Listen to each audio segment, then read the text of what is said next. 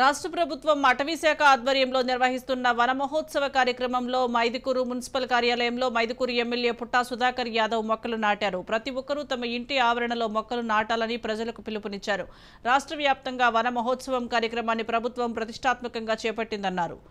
వర్షాలు కురవాలన్నా ఆక్సిజన్ సమృద్ధిగా అందాలంటే చెట్లే ప్రధానమన్నారు.